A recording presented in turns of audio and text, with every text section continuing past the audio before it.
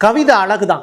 எப்போ ஒரு பொண்ணை நினைச்சு ஒரு கவிஞன் எழுதும்போது அதே பொண்ணு அதை வாசிக்கிறத தாண்டி அவங்களே பாடினாங்கன்னா விண்ணுலகமும் மண்ணுலகமும் இணைந்து ஒரு திருவிழாவாக மாறும். அப்படி ஒவ்வொரு பாடலுமே இந்த ஒரு வட்ட வடிவ நிலாமுகம், அதுல குங்கும நிற பொட்டு, அப்படி ஒரு அழகிய முகத்துக்கு சொந்தக்காரவங்க தான் ஜானகி அம்மா. அவங்க பாடக்கூடிய ஒவ்வொரு பாடல்லையுமே தெய்வீகம், காதல், கண்ணீர், இப்படி நவரசங்களுமே அதுக்குள்ள இருக்கும். இன்னைக்கு அவங்க நம்ம கூட இல்லை. இசை பேரரசி ஜானகி அம்மாளை பற்றிய முழு வரலாறு தான் நம்ம இப்போ பேச போகிறோம். டீட்டெயிலாக பேசுவோமா? வாங்க பார்க்கலாம் உறவுகளே. இது பிரசாத் சிக்னேச்சர். எல்லாரும் பாட முடியும், ஆனால் இவங்க பாடினாங்கன்னா அதில் ஒரு ஸ்பெஷல் இருக்கும் அப்படின்னு நம்ம எதிர்பார்ப்போம்ல. ஹம்மிங், உச்சரிப்பு, இது எல்லாத்துலேயுமே ரொம்ப கைதேர்ந்த ஒரு வித்தகராக தான் இருந்திருக்காங்க ஜானகி அம்மா. கலைஞன் அப்படிங்கிற ஒரு வார்த்தையை தாண்டி அவன் எதை எதிர்பார்க்குறான் அப்படின்னா ரசிகர்களிடமிருந்து கிடைக்கக்கூடிய கைத்தட்டல் தான். அப்படி ஜானகி அம்மா சிறந்த கலைஞியாக வாழ்ந்திருக்காங்க. 1957ஆம் ஆண்டு திரையுலகில் தனது பயணத்தை தொடங்கியிருக்காங்க. இவங்க கல்லூரி வாழ்க்கையில் பாடல் பாடும்போது ரொம்ப சின்ன பொண்ணா, நான் ரொம்ப லீனான ஒரு பொண்ணா இருப்பேன். நான் பாடல் பாட மேடையில் ஒரு தடவை போனப்போ எல்லாரும் ஆவுன்னு கத்துனாங்க. ஆனால் நான் பாட ஆரம்பித்த உடனே அத்தனை பேரும் ரொம்ப சைலண்ட் ஆகிட்டாங்க. முடிச்சதற்கு பிறகு நீங்கள் யார், எங்கேருந்து வந்தீங்க அப்படின்னு சொல்லி என்கிட்ட கேட்க ஆரம்பித்தாங்கன்னு இவங்க ஒரு இன்டர்வியூவில் கூட சொல்லியிருக்காங்க. இப்படி கிட்டத்தட்ட 60 ஆண்டுகளுக்கு மேலே பாடியிருக்காங்க. தமிழ், தெலுங்கு, மலையாளம், கன்னடம், இப்படி 18 மொழிகளில் இவங்களுடைய பாடல்கள் அப்படிங்கிறது இடம் பிடித்திருக்கு. இதுவரைக்கும் 40,000த்துக்கும் மேற்பட்ட பாடல்களை பாடியிருக்காங்க. எம்எஸ்வியினுடைய இசை, இளையராஜாவினுடைய இசை, ஏன் இன்னைக்கு சின்ன பையனா இருக்கக்கூடிய அனிருத் அவர்களுடைய இசையில கூட அவங்க பாடியிருக்காங்க. இப்படி பலதரப்பட்ட வித்தகர்கள், பல கவிஞர்களுடைய பாடல்களை தன்னுடைய குரல்ல மக்களை வசீகரிக்கக்கூடிய வகையில பாடல் பாடினவங்க தான் ஜானகி அம்மா. எதற்காக எல்லாரும் உழைக்கிறோம் அப்படின்னா ஒரு அங்கீகாரம் வேணும் அப்படிங்கிறதுக்காக தான். ரூபா முக்கியம், காசு முக்கியம் தான், ஆனால் அதை தாண்டி ஒரு பெரிய அங்கீகாரம் வேணும், விருது வேணும் அப்படின்னு எல்லா கலைஞர்களுமே ஆசைப்படுவாங்க. இவங்களும் அப்படிப்பட்ட விருதுக்கு ஆசைப்பட்டாங்க. பத்ம விருது வேணும் அப்படின்னு இவங்க ஆசைப்பட்டாங்க. பாரத ரத்னா விருது வேணும் அப்படிங்கிறது தான் இவங்களுடைய கனவு. அது கொடுக்கப்படணும் அப்படிங்கிறது ரெண்டாவது. அதுக்கு தகுதியுடைய நபராக தன்னைத்தானே நினச்சிக்கிட்டாங்க. பட் இன்ன வரைக்கும் அவங்களுக்கு அது கொடுக்கப்படலை. மாறாக இவங்களுக்கு கொடுக்கப்பட்ட விருதுகளுடைய லிஸ்ட் அப்படின்னு சொல்லி பார்க்கும்போது 4 முறை தேசிய திரைப்பட விருதுகளை வென்றிருக்காங்க. இஞ்சி இடுப்பழகி அந்த பாட்டு, தேவர் மகன் படத்தில் வரக்கூடிய பாட்டு, செந்தூர பூவே, இந்த மாதிரியான பாடல்கள் பாடினப்போ இவங்களுக்கு விருதுகள் கிடைச்சிது. 33 முறை பல்வேறு மாநில அரசுகளுடைய விருதுகளை வாங்கியிருக்காங்க. கிட்டத்தட்ட 5 மாநில தலைவர்கள், முதல்வர்கள் இவருடைய இறப்புக்கு இரங்கல் தெரிவிச்சிருக்காங்க. அது இவங்களுடைய ஸ்பெஷல். அத்தனை மாநிலங்களில் இருக்கக்கூடிய மக்களையும் தன்னுடைய குரலால் கட்டி போட்டவங்க தான் ஜானகி அம்மா. 2013ஆம் ஆண்டு இவங்களுக்கு மத்திய அரசு சைடில் இருந்து பத்மபூஷன் விருது கொடுத்தாங்க. அந்த பத்மபூஷன் விருது காலதாமதமாக வழங்கப்பட்ட விருது அப்படின்னு சொல்லி அதை திருப்பி கொடுத்துட்டாங்க. திரையுலகத்தில் 50 ஆண்டுகளுக்கு மேலே சேவை செஞ்ச எனக்கு பாரத ரத்னா, பத்ம விபூஷன் வழங்கி அதெல்லாம் கொடுத்துருக்கணும்.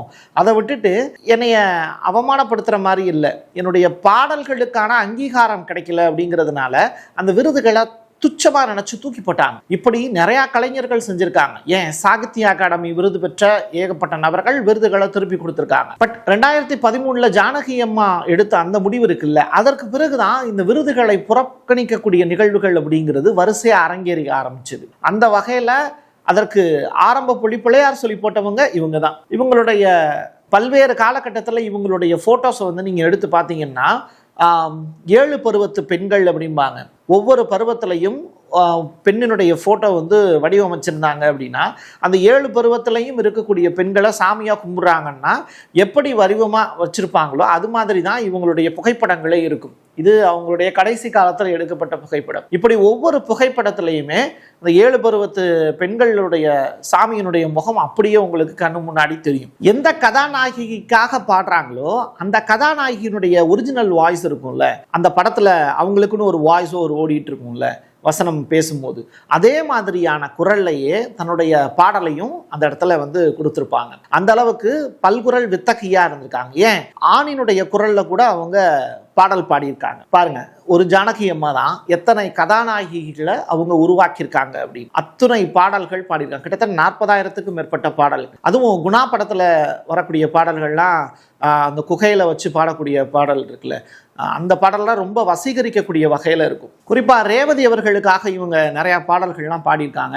அந்த வகையில வந்து மன்னவன் பேரை சொல்லி மல்லிகை சூடி கொண்டேன் அப்படிங்கிற பாடல், அழகு மலராட அப்படிங்கிற பாடல், அதுல எல்லாம் வந்து ஒரு பெண்ணுக்கு வந்து கல்யாணம் ஆகாம இருக்கும்போது அந்த பெண்ணினுடைய வேதனை எப்படி இருக்கும் அப்படிங்கிறது தொடர்பா அழகு மலராட அப்படிங்கிற பாடல்ல அவ்வளவு அழகா வந்து தன்னுடைய குரல் வளத்துல வெளிப்படுத்தியிருப்பாங்க. குணா படத்துல கூட அந்த குகையில பாடி இருக்கக்கூடிய பாடல் உண்டான காயம் எங்கும் தன்னாலே மாறி போகும் அப்படிங்கிற மாதிரியான வார்த்தைகள்லாம், அதெல்லாம் நம்ம சாதாரணமா பேசும்போது அந்த வார்த்தை கூட வரல, ஆனா அவங்க அவ்வளவு அழகா பாடியிருப்பாங்க. இவங்க எந்த ஊர்ல பிறந்திருக்காங்க அப்படின்னு சொல்லி தேடி பார்க்கும்போது 1938 ஏப்ரல் மாதம் 23ஆம் தேதி ஆந்திர மாநிலத்துல குண்டூர் அப்படிங்கிற மாவட்டத்தில் பிறந்திருக்காங்க. 1957ஆம் ஆண்டுல தான் இவங்களுடைய திரை இசை பயணம் அப்படிங்கிறது தொடங்குது. இவங்க பாடும்போது எப்பயுமே கையில வந்து ஒரு சின்ன ஒரு நோட்டு மாதிரி வச்சிருப்பாங்க. நோட்டுனா பெரிய நோட்டா இருக்காது, ஒரு குட்டியோண்டு நோட்டா இருக்கும். அதுல தான் வந்து பாடல்களை எழுதியிருப்பாங்களாம். எப்பயுமே தன்னுடைய தாய்மொழியான தெலுங்குல வந்து பாடல்களை முதல்ல எழுதிட்டு அதற்கு பேரலா வந்து பாத்தீங்கன்னா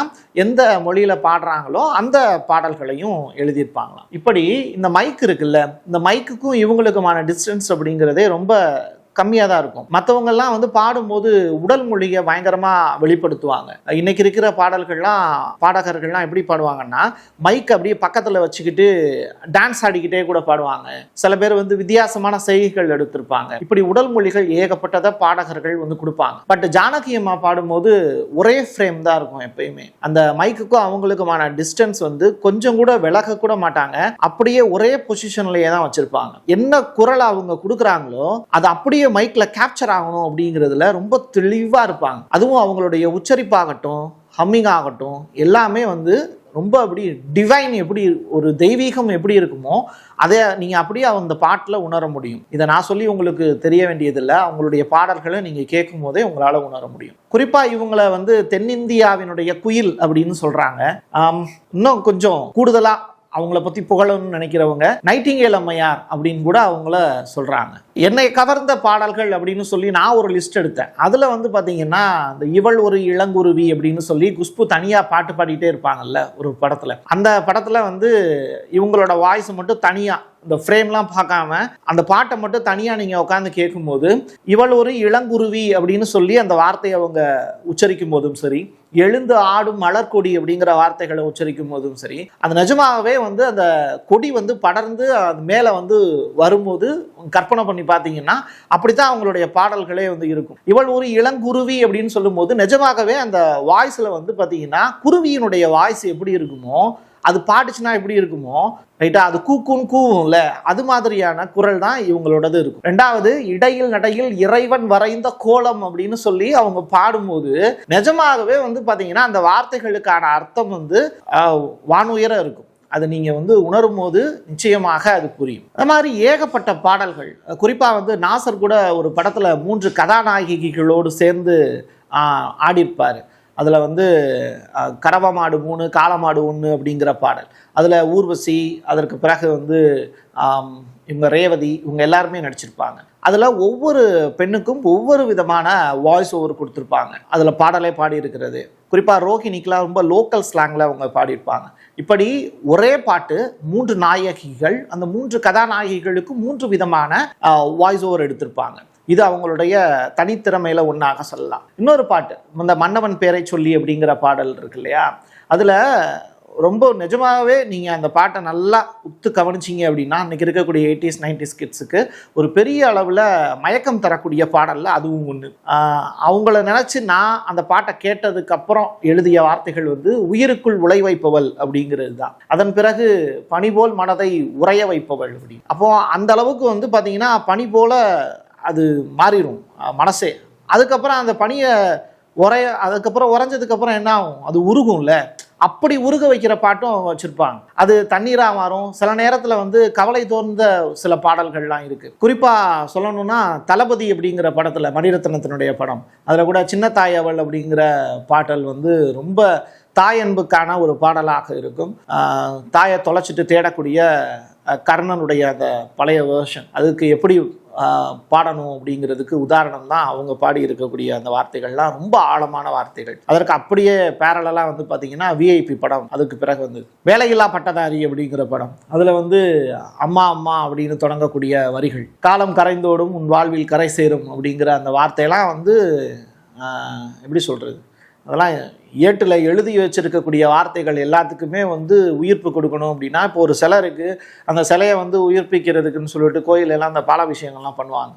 அந்த மாதிரியான உயிரோட்டம் உள்ள குரல் தான் இவங்க பாடி இருக்கக்கூடிய பாடல். ரொம்ப காலமாக 20 வருஷத்துக்கு அப்புறம் வந்து அவங்க பாடின பாட்டு அது. பிரேக் எடுத்துட்டாங்க. ஜானகி அம்மா வந்து பாடவே வேண்டாம் அப்படின்னு சொல்லி பிரேக் எடுத்துட்டு, அதற்கு பிறகு அனிருத் அவர்களுடைய இசையில் இந்த பாடல் பாடணும் அப்படின்னு சொல்லி கேட்டதுக்கு பிறகு இவங்க இந்த பாடல் பாடி கொடுத்தாங்க அப்படிங்கிற மாதிரி அனிருத் அவர்களே ஒரு இன்டர்வியூவில் கூட சொல்லியிருக்காங்க. நான் சொன்னேன் இல்லையா, அந்த குருவி குயில் அப்படிங்கிறதுக்கு உதாரணமா, அதுக்கு உதாரணம் இன்னொரு பாட்டு இருக்குது. ஒரு கிளி உருகுது உரிமையில் பழகுது ஓமைனா ஓமைனான்னு சொல்லிட்டு ஒரு பாடல். அதை நம்ம வாசிக்கும் போது ஒரு மாதிரி இருக்குது, அவங்க பாடும்போது அதுக்குள்ளே ஒரு பெரிய மேஜிக் ஒன்று வச்சுருக்காங்க, அது எப்படின்னே தெரியாது. அதுதான் ஜானகி அம்மா. ஆரம்பிக்கும் போதே அவங்க இறந்து போயிட்டாங்க அப்படின்னு சொல்கிறதுக்கு மனசே வரல. அதனால தான் அவங்களுடைய பெருமைகளை பூரா வரிசையாக அப்படியே வந்து பேசிக்கிட்டே இருக்கோம். கடைசியாக எந்த நெஞ்சில் நீங்காத தென்றல் நீதானான்னு சொல்லிட்டு ஒரு பாட்டு இருக்குல்ல, அது வந்து எப்பயுமே ஜானகி அம்மா தான். நான்லாம் வந்து செய்திக்குள்ளேயே தான் நாங்களாம் ட்ராவல் பண்ணுறோம், பாடல்கள் கேட்டே பல காலங்கள் ஆச்சு. ஆனால் இந்த பாடல் பாடும்போது வந்து அவங்க பாடுறதை கேட்கும்போது நிஜமாவே வந்து நீங்காத தென்றல் ஜானகி அம்மா தான். அவங்க போயிட்டாங்க அப்படிங்கிறத கற்பனை கூட பண்ணி பார்க்க முடியல. எத்தனையோ பேர் இன்னும் அவங்கள நினச்சி வீடுகளுக்குள்ளேயே பல பெண்கள் அழுதுகிட்டு இருக்கக்கூடிய காட்சிகள்லாம் இருக்கும். எங்கள் அம்மாவுக்குலாம் ஜானகி அம்மாவோட பாட்டு ரொம்ப பிடிக்கும். கண்டிப்பாக இதை அவங்க பார்க்கும்போது கூட கண்டிப்பாக அழுதுகிட்டே தான் பார்த்துட்ருப்பாங்க அப்படிங்கிறத நம்புகிறேன். 88வது வயதில் அவங்க இறைவனடி சேர்ந்தார் அப்படிங்கிற அந்த செய்தி வந்து மனதை உருக்கக்கூடிய செய்தி தான். பல்வேறு தலைவர்களும் ஜானகி அம்மா அவர்களுடைய மறைவுக்கு இரங்கல் தெரிவிச்சுக்கிட்டு இருக்காங்க. குறிப்பாக மு.க. ஸ்டாலின், எடப்பாடி பழனிசாமி, வைகோ அவர்கள் எழுதியிருக்கக்கூடிய வார்த்தைகள்ல சில விஷயங்களை நினைவுபடுத்தியிருக்காரு. அதுல கொஞ்சம் சலங்கை திரைப்படத்துல காரக்குறிச்சி அருணாச்சலம் அவர்களுடைய நாதஸ்வர இசையோடு போட்டி போட்டுக்கிட்டு அவங்க பாடக்கூடிய வார்த்தைகள் அதுதான். சிங்கார வேலனே சிங்கார வேலனே அப்படின்னு ஒரு ஆரம்பிக்கும்ல, அந்த மாதிரியான பாடல். இளையராஜாவினுடைய இசையமைப்புல அன்னக்கிளியே உன்னை தேடுதே அப்படிங்கிற பாட்டுக்கு தான் விருதுலாம் வாங்கினாங்க. பொன்மேனி உருகுதே அப்படிங்கிற பாடல் வந்து பார்த்தீங்கன்னா ஒரு காமரசம் சொட்ட சொட்ட அவங்க ஒரு காதல் வயப்பட்டு பாடக்கூடிய பாடல்களாக இருக்கும். மாதா உன் கோயில் மணி தீபம் ஏற்றுவோம், அந்த பாடல்லாம் வந்து பார்த்தீங்கன்னா எப்படி ஒரு கிறிஸ்தவ பெண் பாடும்போது அதில் ஒரு மேஜிக் இருக்கும். இப்போ பைபிள்லாம் வாசிக்கிறாங்கன்னா அது ஒரு ஃப்ளோவில் தான் வாசிப்பாங்க.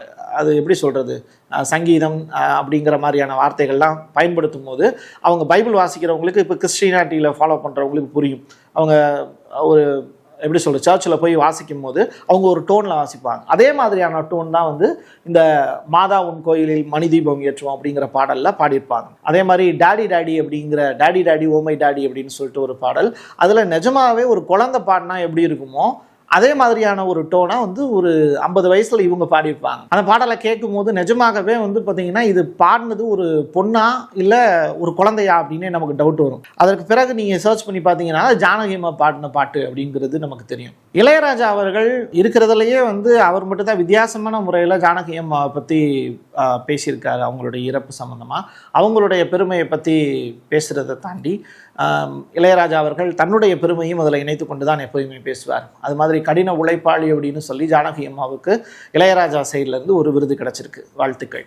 இன்னொரு புறம் என்னென்னா, இந்திய திரைப்பட சங்கீத உலகுக்கே பேரிழப்பு அப்படின்னு வைகோ அவர்கள் எழுதியிருக்காரு. யாருக்கும் சளைத்தவர்கள் இல்லை அப்படிங்கிறத நிரூபித்தவர் தான் ஜானகி அம்மா அப்படிங்கிற வார்த்தையை இளையராஜா பயன்படுத்தியிருக்காரு. 9 வயதிலேயே மேடை ஏறி பாடிய ஜானகி அம்மா 18 வயதிலேயே வந்து அகில இந்திய வானொலி நடத்திய போட்டியில் கலந்துக்கிட்டு அதில் வெற்றி பெற்று அன்றைய குடியரசுத் தலைவர் ராஜேந்திர பிரசாத் அவர்களுடைய கையால் விருது பெற்றவர் அப்படின்னு வைகோ அவர்கள் பழைய விஷயங்கள் எல்லாம் நினைவுபடுத்தி ஒரு இரங்கல் கடிதம் ஒன்று எழுதியிருந்தாரு. அதுல இருந்து கிடைத்த வார்த்தைகள் தான் இது. சரி, இவருக்கான இறுதி அஞ்சலி இப்போ எங்கே செலுத்தப்படுது அப்படின்னு சொல்லிட்டு அந்த தகவல் என்னன்னா, அரசு மரியாதையோடு ஜானகி அம்மா அவர்களுக்கு இறுதி சடங்கு செய்யப்படும் அப்படின்னு சொல்லியிருக்காங்க. வயது மூப்பால 88 வயதுல உயிரிழந்திருக்காங்க. அவங்களுக்கு கர்நாடகத்தினுடைய முதலமைச்சர் டி.கே. சிவகுமார் அவர்கள் அரசு மரியாதையோடு அவங்களுடைய உடல் நல்லடக்கம் செய்யப்படும்ங்கிற விஷயத்த சொல்லியிருக்காங்க. அது மட்டும் கிடையாது, மைசூர்ல மகாராஜா கல்லூரி அப்படிங்கிற அந்த இடத்துல இருக்கக்கூடிய ஒரு மைதானத்துல தான் அவங்களுடைய உடல் வந்து பொதுமக்களுடைய அஞ்சலிக்காக வைக்கப்பட்டிருக்கு. அது தொடர்பான காட்சிகளும் நம்மகிட்ட இருக்கு. இப்படித்தான் காலையில இருந்து முழுக்க முழுக்க ஜானகி அம்மாவினுடைய உடலுக்கு அவருடைய ரசிகைகள் எல்லாருமே வந்து இந்த மாதிரி இறுதி அஞ்சலி செலுத்திக்கிட்டு இருக்காங்க. ஸோ தொடர்ச்சியாக நம்மளை மகிழ்வித்த ஜானகி அம்மாவினுடைய உடல் வந்து இப்போ காட்சிப்படுத்தப்பட்டிருக்கு. சரி, இவங்க எப்படி இறந்து போனாங்க அப்படிங்கிறதையும் நிறைய பேர் தெரிஞ்சுக்க ஆர்வமாக இருப்பீங்க. அந்த வகையில் ஜூலை மாதம் 11ஆம் தேதி அப்போலோ மருத்துவமனையில் அனுமதிக்கப்பட்டாங்க. அப்போது சிகிச்சை பலனின்றி உயிரிழந்தாங்க அப்படிங்கிற ஒரு செய்தி. இன்னொரு புறம் அவங்க வீட்டிலையே வந்து இருக்கும் போதே இறந்து போயிட்டாங்க அப்படிங்கிறது. வயது மூப்பின் காரணமாக எழுப்பும் போது எந்திரிக்கலை, இறந்து போயிட்டாங்க அப்படிங்கிற தகவல். அதுக்கப்புறம் ஹாஸ்பிட்டலுக்கு போய் அதை உறுதிப்படுத்திட்டு மக்களுக்கு சொல்லியிருக்காங்க. இதுதான் இங்கே நடந்திருக்கக்கூடிய செய்தியாக நமக்கு கிடைக்கக்கூடிய உண்மை. இப்போ இவங்களுடைய உடல் வந்து காட்சிப்படுத்தப்பட்டிருக்கு. இவங்க பாடுறதை நிப்பாட்டிட்டாங்க.